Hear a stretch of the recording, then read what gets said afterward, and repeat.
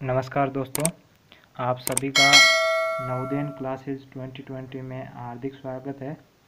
दोस्तों, जैसा कि पिछले वीडियो में हमने जो काम और समय का जो बेसिक कॉन्सेप्ट था और क्वेश्चन भी मैंने समझाए थे, उसके बाद आज मैं आपको एडिशनल क्वेश्चन समझा रहा हूं, जिससे आपको पूरी तरह से चैप्टर पूरा समझ में आ जाएगा। ज़्यादा टाइम वेस्ट नहीं करेंगे, जल्दी से जल्दी क्वेश्चन शुरू करते हैं। जो भी आपके 4 प्रकार के क्वेश्चन है, 4-5 प्रकार के, वो मैं आपको क्वेश्चन के ज़रिए समझा दूंगा। कल भी मैंने आपको बता दिए थे, तो आपको कोई डाउट नहीं होगा मेरे हिसाब से। अगर फिर भी कोई इन प्रश्नों को सॉल्व करने के बाद में भी आपको कोई डाउट रहता है, तो आप बेझिझक हमें पूछ सकते हो, कमेंट कर सकते हो, तो आपका जवाब हम दे देंगे। दोस्तों, पहला क्वेश्चन को सॉल्व करते हैं। तो यहाँ पर पहला क्वेश्चन क्या है? एक ठेकेदार को किसी काम को 20 दिन में समाप्त करना है, जिसके लिए उसने 30 व्यक्ति काम पर लगाए। यदि काम को 15 दिन में समाप्त करना हो तो उसे कितने और व्यक्ति काम पर लगाने होंगे? अब यहाँ पर देखिएगा, मैंने आपको बताया था कि जब भी आपको काम और व्यक्ति दे दे, समय दे दे, घंटे अलग से घंटे भी दे देता है कई बार, तो उस वक्त में हम कौन सा फॉर्मूला यूज करते हैं आपको पता था। मैंने कल आपको बताया भी था कि M1 यानी कि आदमियों की संख्या गुणा समय की संख्या, यानी आपको घंटे दिए हुए तो घंटे की संख्या, इनटू अगर दिन दिए हुए तो दिन की संख्या, बटे आपको जो काम दिया हुआ है वो इक्वल टू क्या होता है, वही दूसरा वाला M2 into T2 into D2 बटे W2। ठीक है, वर्क। ठीक है, अब इसका मैंने कल आपको सबको जो बेसिक फुल फॉर्म थी वो मैंने बता दी। M का मतलब व्यक्तियों से है, T का मतलब टाइम यानी कि घंटे दिए वो उससे है, और D का मतलब दिनों से है, और W का मतलब काम से, वर्क से है।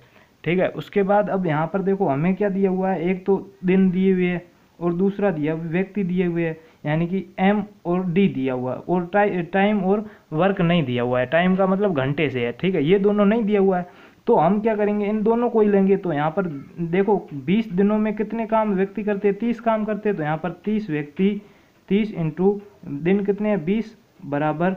अब यहाँ पर समाप्त कितने दिन में करना है, 15 दिन में समाप्त करना है, तो बराबर हमें आदमियों की संख्या ज्ञात करनी है। तो यहाँ पर सेकंड आदमी x है और इंटू दिनों की संख्या कितनी है, 15। ठीक है, तो हम टाइम ज्ञात कर सकते हैं। यहाँ पर देखो 15 गुणा में है तो इधर आएगा तो भाग में हो जाएगा, तो 30 इंटू 20 बटे 15।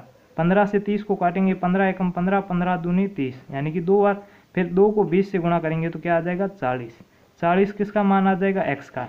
यानी कि जो सेकंड बार मतलब कि अगर उस काम को 15 दिन में समाप्त करना है तो हमें कितने व्यक्तियों की संख्या की जरूरत पड़ेगी, 40। अब सेकंड मतलब कि उस काम को 15 दिन में समाप्त करना है तो 40 व्यक्तियों की संख्या मतलब 40 व्यक्तियों की जरूरत पड़ेगी। लेकिन हमें प्रश्न में क्या पूछा है कि और कितने व्यक्तियों का काम पर लगाने होंगे, यानी कि और ज़्यादा, उससे कितने ज़्यादा लगाने। तो यहाँ पर देखो 40 व्यक्तियों की टोटल ज़रूरत पड़ेगी, और 30 पहले से है ही, 30 यहाँ पर व्यक्ति पहले से काम कर रहे हैं, तो और कितनी ज़रूरत होगी, तो 40 में से 30 को घटाएंगे तो 10 व्यक्ति और चाहिए। ठीक है, 10 व्यक्तियों की और ज़रूरत पड़ेगी। उम्मीद करता हूँ ये प्रश्न आपको समझ में आ गया होगा। अब नेक्स्ट क्वेश्चन की ओर बढ़ते हैं। नेक्स्ट क्वेश्चन भी इसी प्रकार है। 40 आदमी 8 घंटे में 60 पेड़ों को काट सकते हैं। यदि 8 आदमी काम करना छोड़ दें तो 12 घंटे में कितने पेड़ काटे जा सकते हैं? तो यहाँ पर देखो वही फॉर्मूला यूज होगा, M1 into T1 into D1 बटे W1 is equal to M2 into T2 into D2 बटे W2। ठीक है, वर्क 2। अब यहाँ पर देखो हमें एक तो व्यक्तियों की संख्या दी हुई है, एक टाइम दिया हुआ है यानी कि 8 घंटे है, तो यहाँ पर T1 भी लिख सकते हैं, H1 भी लिख सकते हैं, यानी घंटों की संख्या दी हुई है। और यहाँ पर 60 दिया हुआ, ये क्या है, दिन तो है नहीं। अब ये वर्क है, यानी कि पेड़ काटे जा रहे हैं, यानी कि वर्क कर रहे हैं, तो ये वर्क है W1। ठीक है, वो कितने पेड़ों को काट सकते हैं, यदि 8 आदमी काम करना छोड़ दे तो 12 घंटे में कितने पेड़ काटे जा सकते हैं, यानी कि W2 हमें दिया हुआ नहीं है, वर्क दिया हुआ नहीं है, तो दूसरा वाला ज्ञात करेंगे। तो यहाँ पर जो दिया हुआ पहले वो लिख लेंगे। तो यहाँ पर क्या दिया हुआ, पहले 40 व्यक्ति है तो 40 इंटू टाइम कितना है, 8 घंटे, तो 8 इंटू D1 नहीं दिया हुआ तो छोड़ दो, और पेड़ों को काटा जा सकता है यानी कि 60 पेड़ काटे जा सकते, तो 60 वर्क हो गया, तो नीचे आ गया बराबर। यहाँ पर दूसरे व्यक्तियों की संख्या देखो 8 व्यक्ति, यदि 8 व्यक्ति काम करना छोड़ दे, तो पहले 40 व्यक्ति थे, 8 व्यक्ति अगर काम करना छोड़ देते हैं तो पीछे कितने बचेंगे, 32 व्यक्ति। तो यहाँ पर 32 व्यक्ति इंटू टाइम 2 दिया हुआ है 12 घंटे, तो 12 घंटे इंटू D2 दिया हुआ नहीं है, लेकिन W2 हमें ज्ञात करना है, पेड़ कितने काटे जा सकते हैं, यानी कि कितना काम किया जा सकता है। तो यहाँ पर W2 बराबर x। अब यहाँ पर इन दोनों को अगर वज्र गुणा करते हैं, क्रॉस मल्टीप्लाई करते हैं, क्योंकि बराबर में और दोनों भिन्न हैं तो हम क्रॉस मल्टीप्लाई कर सकते हैं। तो यहाँ पर इसको 40 गुणा 8 गुणा x, यानी कि 40 गुणा 8, और इसको x से गुणा करेंगे तो x बराबर, यहाँ पर 60 को इससे गुणा करेंगे तो 60 गुणा 32 गुणा 12। ठीक है, अब हमें क्या करना है, x का मान ज्ञात करना है। तो x बराबर, ये दोनों इधर गुणा में इधर उधर जाते ही भाग में हो जाएंगे, तो यहाँ पर 60 गुणा 32 गुणा 12 बराबर बटे 40 इंटू 8। अब 1 0 से 1 0 काट जाएगा, और पीछे 8 को और 4 को गुणा करेंगे तो 32 आएगा, और 32 से ये 32 कट जाएगा, पीछे क्या बचेंगे, ऊपर 6 और 12 बचेंगे। तो x का मान कितना आ जाएगा, 6 गुणा 12। 6 को 12 से गुणा करेंगे तो क्या आ जाएगा, 12 को 6 से गुणा करेंगे तो 72 आ जाएगा। यानी कि अगर 8 व्यक्ति काम करना छोड़ देते तो पीछे 32 व्यक्ति है जो वो उस काम को 12 घंटे में 72 पेड़ काटे जा सकते हैं। अब जो नेक्स्ट क्वेश्चन है वो भी मैं आपको बता देता हूँ, ताकि आप फटाफट से उसको भी सॉल्यूशन ज्ञात कर सके। अब नेक्स्ट जो क्वेश्चन है वो ये है कि यदि 20 पुरुष अथवा 25 स्त्रियां एक कार्य को 20 दिनों में पूरा करते हैं, तो 16 पुरुष तथा 20 स्त्रियां मिलकर उस कार्य को कितने दिनों में पूरा करेंगे। यानी कि अब यहाँ पर जो दिया हुआ है 20 अगर पुरुष या फिर 25 महिलाएं, मतलब कि 20 पुरुष भी काम करते हैं तो भी वो 20 दिनों में काम करते हैं, और 25 स्त्रियां भी काम करती है तो भी वो 20 दिनों में करते हैं। यानी कि जो 20 पुरुष है उनके बराबर क्या हो जाएगी, 25 स्त्रियां का बराबर हो जाएगी। 20 पुरुष है उसके बराबर क्या हो जाएगी, 25 स्त्रियां, क्योंकि 20 पुरुष है वो भी इस किसी काम को 20 दिनों में करते हैं, और 25 स्त्रियां हैं यानी कि महिलाएं हैं वो भी किसी काम को 20 दिनों में करती है। यानी कि महिलाएं हैं वो काम धीरे धीरे करती है, इसीलिए उनकी संख्या ज़्यादा है, लेकिन पुरुष फटाफट कर लेते तो उनकी संख्या कम है। तो यहाँ पर 20 पुरुषों के बराबर क्या हो जाएगी, 25 महिलाएं हो जाएगी। अब हमें क्या पूछा है कि अगर 16 पुरुष और 20 महिलाएं, 20 स्त्रियां, ठीक है, 20 स्त्रियां, अगर ये मतलब कि 16 पुरुष और 20 स्त्रियां मिलकर काम करे तो वो कितने दिन में काम को पूरा कर सकते हैं। यहाँ पर दोनों मिलकर करने का मतलब है दोनों को जोड़ेंगे।